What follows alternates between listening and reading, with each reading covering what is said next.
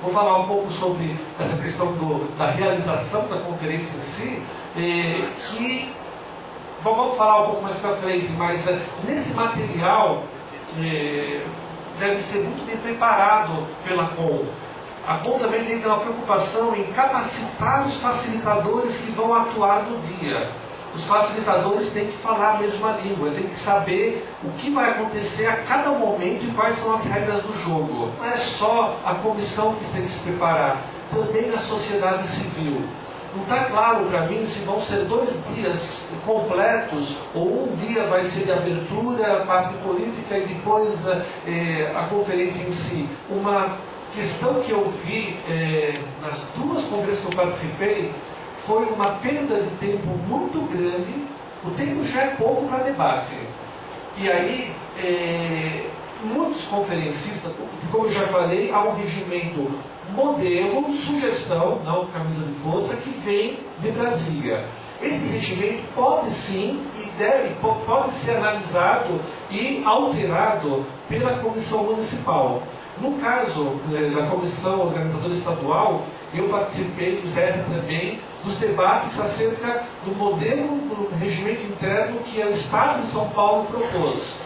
Para vocês terem ideia, a ideia que foi colocada pela CAGE é que os municípios, os delegados que saíssem dos municípios para São Paulo, teriam que cobrir as despesas de alimentação, hospedagem e transporte.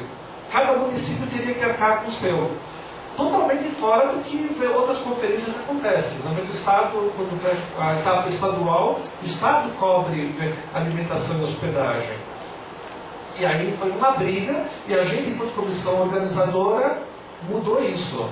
Então, não é bem assim, vem um modelo pronto e tem que engolir. Não, as comissões têm autonomia para mudar. O outro, abertura. Nas 2 eventos que eu fui, aquele papo todo, não, é para participação da sociedade, a sociedade, e na mesa de abertura só tinha governo. Gente, é para ouvir a sociedade tem que estar na mesa de abertura da conferência municipal regional. Encaminhamentos. Gente, isso é fundamental.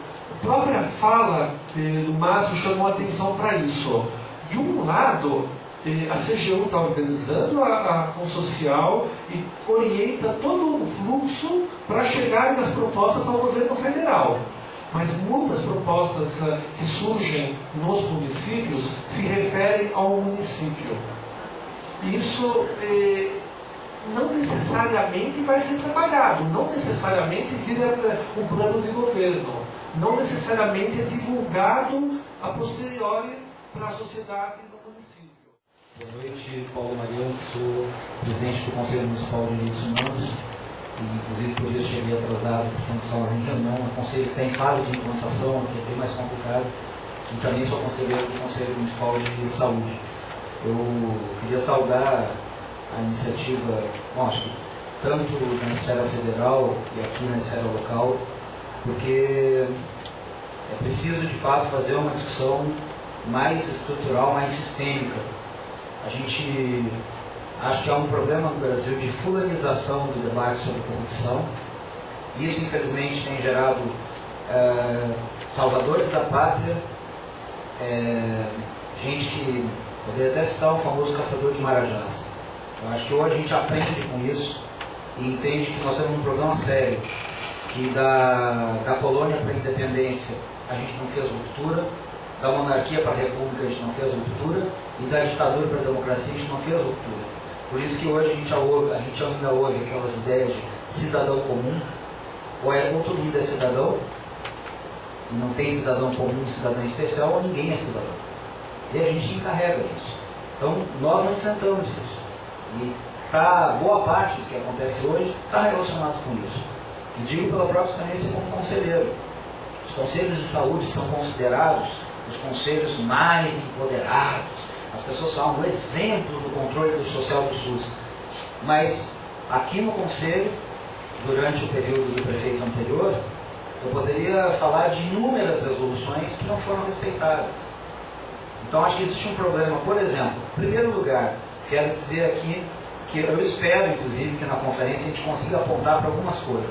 Os conselhos, do meu ponto de vista, não devem ser paritários. Eles têm que ter pelo menos 2/3 da sociedade civil compondo. Devem ser deliberativos. Conselho consultivo é como aquela história do conselho, se fosse bom, ninguém dava hoje em dia. Então tem que ser majoritários da sociedade civil, deliberativos, com poder, com prerrogativa, para que de fato o controle social seja exercido.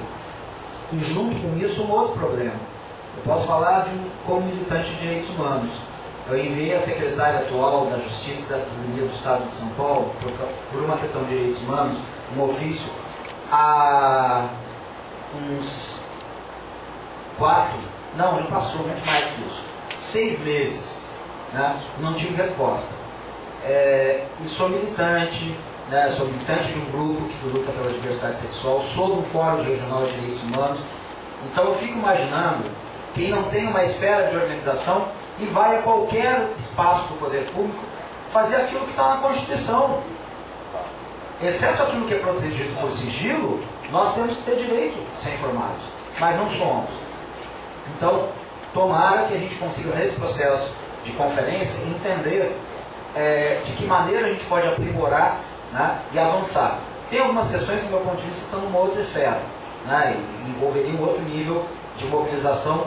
Como não dá para ter diretas já de 2 em 2 anos, a gente vai ter que construir outros canais para isso. O Consocial para Campinas, ele vem numa época muito interessante e muito certa, muito propícia para vir a Campinas, né? Eu acho que grande parte dos elementos que estão apresentados de controle social e das coisas que foram comentadas, etc., cabem muito bem para a situação nossa atual de Campinas. Eu cito alguns exemplos. O primeiro exemplo: na primeira semana de janeiro, ao final da primeira semana, na verdade dia 9, nós vamos ter uma audiência pública correspondente ao maior contrato de licitação de Campinas para um setor público: lixo, resíduos, né, depósito de resíduos, política de resíduos, etc. Né? O que vai acontecer nessa audiência pública, fora aquilo que já foi falado por aí, fora daquilo que a gente tem experiência que tem acontecido nas audiências públicas, né? O que vai acontecer é a farsa de sempre. A mesma farsa que vem acompanhando governos anteriores e coisas que tal. Por quê? A própria participação tolhida da sociedade numa audiência pública já é suficiente para que ela não tenha uma efetividade. E ela realmente não vai ter, certo? Pela convocação, já são ditas as coisas que não podem. De Direito na Universidade de São Paulo. Eu estou aqui porque, assim, eu como membro jovem, eu percebo que a juventude do nosso país não está nem um pouco interessada, está muito alienada, tanto do pessoal da elite intelectual, vamos dizer assim, quanto do pessoal que não tem escolaridade. E isso é uma coisa muito preocupante, porque eu percebo que acontece um ciclo. Então, o investimento que não acontece na educação impede com que as pessoas tenham consciência para votar com dignidade, para votar com esclarecimento naqueles representantes do povo. O que aconteceu? Eu vim participar da sessão plenária, vim assistir a sessão plenária e percebi uma ampla falta de transparência, assim, no momento que eles leem o proposta de orçamento e de maneira assim, muito corrida, assim, até eu já vi isso lá na Assembleia Legislativa pela televisão. Eles leem muito corridamente aquela proposta de maneira e de vocabulário que a maioria da população não entende. Isso é um grande problema porque realmente você vê que existe uma forma de voluntária em esconder aquilo. Você tem uma intenção voluntária de esconder aquilo. Uma outra coisa que eu queria levantar também é com relação a esse negócio muito interessante, né? Abrir essa conferência nacional e pegando de pontos micros, no caso dos municípios, e levando para os pontos macros. Mas uma grande questão é assim, a divulgação. Quem tem acesso a essa divulgação? No caso, o que a gente percebe é que o que seria interessante mesmo era uma ampla participação da população. E a gente vê o quê? Tem um pequeno pequena participação hoje. Normalmente são pessoas que estão... Meu nome é Wesley, hoje Freire, sou professor aposentado da Faculdade de Engenharia Agrícola da Unicamp. Na verdade, é por outro motivo que eu estou aqui. Primeiro, para cumprimentar a iniciativa desta mesa de organizar estas reuniões preparatórias para esse primeiro Consocial Municipal. Em seguida, para fazer um anúncio, né? Um anúncio que talvez venha bem ao encontro assim, de tudo que foi dito, e desses objetivos que estão transparentes aqui nessas propostas, né? Que nós ouvimos. Cumprimentando aqui anteriormente todos os palestrantes, foram brilhantes, mas especialmente a senhora Lisete, né? Da Amarriba. Eu gostaria de lhe pedir, senhora Lisete, que a senhora corrigisse aquele número de nomes relacionados a esse assunto, de 209, né? 209 para 210. Porque agora